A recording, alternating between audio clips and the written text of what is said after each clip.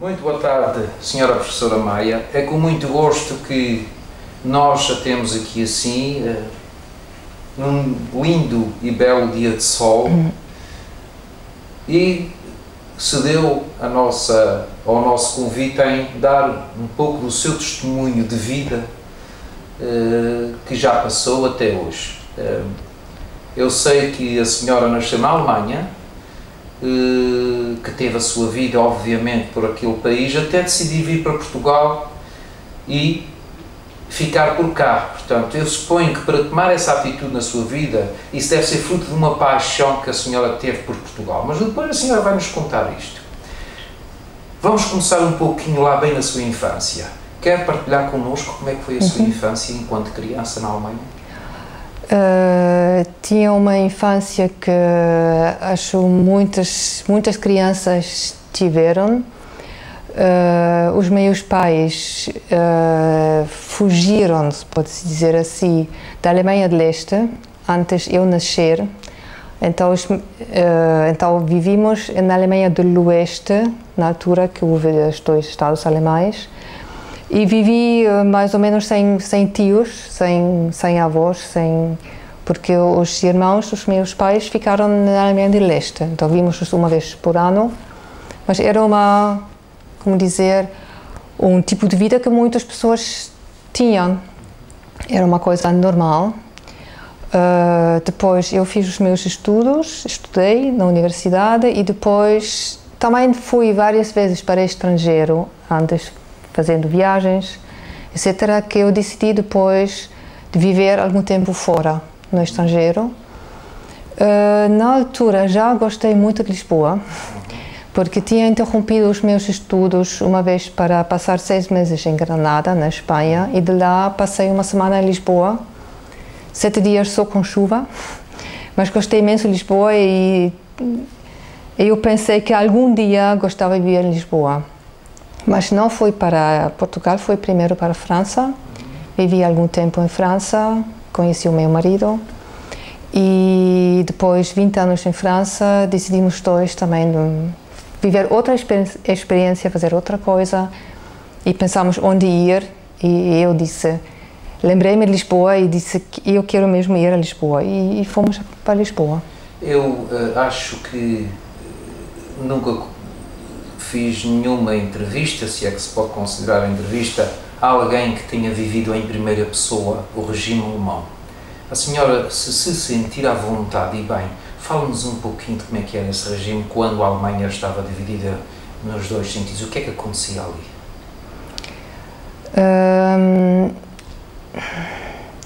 A Alemanha do Oeste era, como dizer, era muito diferente da Alemanha do Leste.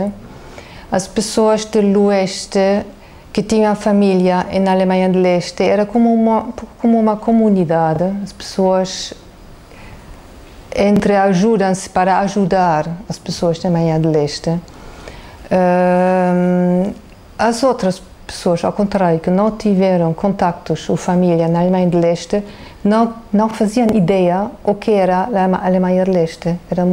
Conheciam muito melhor a França, a Holanda, a Dinamarca do que a outra metade do país. Esses dois blocos dentro Sim. da própria Alemanha, na sua experiência, quer aquela que viveu nessa altura, quer aquela que pode analisar agora, após esse período de ter passado, qual era a melhor de se estar, de se viver? A Alemanha do Leste ou Oeste? Sim, a Alemanha do Oeste porque era uma democracia e a Alemanha do Leste que era uma ditadura. A Alemanha do Leste era uma ditadura, não só uma ditadura, era também um sistema econômico que fez que a população ficava muito mais pobre do que na Alemanha do Oeste. Teve uma grande vantagem que não havia desemprego, não havia pessoas vivendo na rua, este sim, mas a grande maioria das pessoas da Alemanha do Leste tinha um grande sonho em viver a Oeste. A senhora estava na Alemanha quando aconteceu a unificação? Não, estava já em França. E o que é que foi para si esse dia? a queda do muro era uma coisa que não acreditei quase. Quando eu ouvi a notícia, eu não podia imaginar que isto podia ter acontecido. Era uma coisa tão incrível e ao mesmo tempo uma coisa tão fantástica que sim, mas acho que no início era uma coisa que quase não compreendi, que não consegui compreender ou acreditar. A senhora tinha, nessa altura, parentes diretos Sim. a viver lá. Sim. Quais eram os comentários que a senhora tinha desses seus parentes, desses seus familiares? Também viviam felizes? Viviam felizes, sim. Viviam felizes, mas também tiveram, se eu posso dizer, a sorte, entre aspas, de ter relações na Alemanha do Leste, porque o sistema mudou muito rapidamente e as pessoas ficaram algo perdidos. E acho que nós podíamos muito aconselhar, sobretudo os meus primos, que na altura tinham entre 20 e 30 anos, como se reorientar e como enfrentar a vida, a nova vida, que era a vida como na Alemanha do Leste, que era muito diferente. Era mesmo muito diferente. A senhora falou-nos há pouquinho que teve a primeira fase da sua vida na Alemanha e depois optou pela França. Sim. Só aí já havia diferença, não é? Entre Sim. um sítio. E para melhor ou para pior? Não, para mim, para melhor, porque eu fiquei em França, eu podia ter voltado. Então, no início, para mim, não era mesmo para ficar noutro país, era para fazer uma experiência, viver alguns anos fora, para viver outra coisa. E finalmente fiquei. Quer dizer, e foi lá que teve alguns dos seus filhos, em França? Os meus 2 filhos nasceram em França, encontrei o meu marido em França, os meus 2 filhos nasceram em França. Muito bem. E os seus filhos tiveram já a possibilidade de conhecer a Alemanha? Só de visitas. Só de visita? Sim. E eles têm alguma opinião formada sobre isso que lhe partilhem consigo? Sobre a Alemanha? Sim, não? se preferem a Alemanha, se preferem a França? Acho que preferem a França porque são mais familiarizados com a França. Mas acho que se encontram, porque estão a estudar neste momento em França, se encontram um bom trabalho, um trabalho interessante na Alemanha, acho que vão. Acho que, ou se encontram um trabalho em qualquer outro lado, eles vão. Eles têm a sorte de ter a dupla mentalidade, cultura alemã e francesa, e viveram 8 anos em Portugal. Então eles são, pelo menos, europeus. Eu diria são europeus. Não são só franceses, são europeus e podem viver quase em qualquer país. Muito bem. E a senhora que agora, após esses anos que já passou, com as experiências desses 3 países, nomeadamente, como é que olha a Alemanha atualmente? Acho que a Alemanha também mudou muito nos últimos 30 anos. Mas quando eu me fui embora, o que era talvez o que aguentei menos na Alemanha é que estava tudo super organizado, super regulamentado, tudo pensado com muita antecedência, não havia surpresa nenhuma, era tudo optimizado. Para mim, eu achei que era difícil aguentar e isto nos países latinos não é isto. Sente-se mais livres, mais... tem outras dificuldades, mas esta não. Atualmente reside em Portugal já há algum tempo e sei que leciona a sua língua materna em Portugal, não é? Sim. Como é que é, e a senhora, como ninguém, poderá explicar a mim e a todos nós, como é que é para um português que já tem uma língua difícil abraçar o alemão? Qual é o feedback? O que é que a senhora sente por eles ao aprender o alemão? Acho que os portugueses aprendem muito bem línguas e muito bem alemão, porque eu também tinha dado aulas em França e tenho que constatar que os portugueses aprendem muito melhor o alemão. Acho de uma vez, talvez, como tem uma língua difícil, talvez tem mais facilidade em aprender outra língua difícil. E também pela atitude que têm. Escutam muito bem o que eu digo. Às vezes perguntam-me o S nesta palavra, não pronuncio exatamente como na tal outra palavra. É verdade, como se escutam muito bem e assim aprendem. Eu tenho que dizer relativamente facilmente uma língua que é muito difícil. Muito difícil. E agora eu vou ter que perguntar, e a senhora, como é que se adaptou ao português? A língua? Sim. Vamos começar pela língua. Como é que foi a sua adaptação? Já quando sabíamos que íamos ir para Portugal, quando eu estava decidido, eu aprendi o português já em França, quando estamos em França.